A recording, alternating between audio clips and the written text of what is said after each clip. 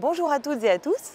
Je vous retrouve cette semaine depuis Strasbourg, où le Parlement européen est réuni en session plénière, mais celle-ci pourrait être qualifiée de plénière des actes manqués. Premier acte manqué, cette semaine devait être celle où le Parlement européen devait dire oui ou non à la nouvelle proposition de nouvelle Commission européenne. Cela devait mettre fin au processus de renouvellement des institutions européennes, commencé en mai dernier avec les élections européennes. Mais comme vous l'avez peut-être suivi, au terme du processus d'audition des commissaires européens, le Parlement européen a demandé à 3 candidats de faire leurs valises et de rentrer chez eux. Ce fut le cas des commissaires proposés par la Roumanie, la Hongrie et la France, en raison de problèmes de conflits d'intérêts ou d'affaires judiciaires en cours. Tant que les pays concernés ne proposent pas de nouveaux noms, le processus est bloqué.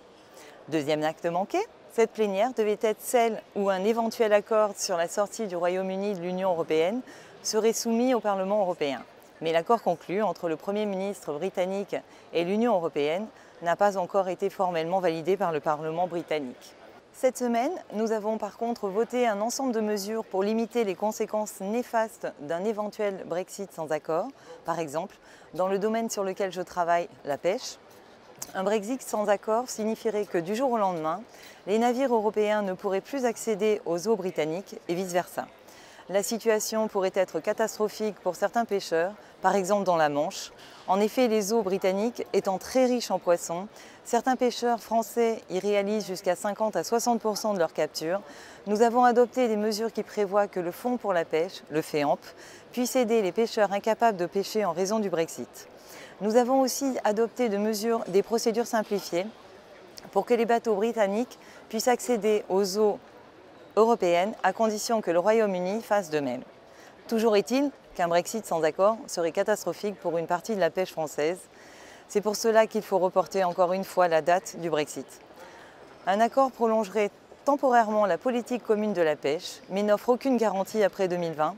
Rien n'obligerait le Royaume-Uni à gérer de manière durable les stocks de poissons par exemple. Dans la pêche comme dans d'autres domaines, la meilleure solution resterait bien sûr un nouveau vote et l'arrêt du Brexit. Nous avons par contre voté ce midi le budget de l'Union européenne pour 2020. Dans les commissions des budgets, mes collègues Rasmus Andresen et David Cormont ont bataillé et réussi à obtenir plusieurs victoires. Une augmentation de 2 milliards d'euros des dépenses liées au changement climatique, une augmentation de 500 millions d'euros pour la jeunesse et notamment Erasmus, et enfin la création d'une ligne budgétaire pour aider les opérations de sauvetage en mer, notamment pour les migrants en Méditerranée. Nous aurons donc en 2020 le budget européen le plus écolo de l'histoire, alors que continuent les discussions dans le cadre budgétaire 2021-2027, c'est plutôt de bon augure. Autre victoire, le veto que le Parlement européen vient d'opposer à un règlement de la Commission sur l'impact des pesticides sur les abeilles. La proposition ignorait les effets de long terme et allait dans le sens de l'industrie des pesticides. La Commission devra donc revoir sa copie. Bonne semaine.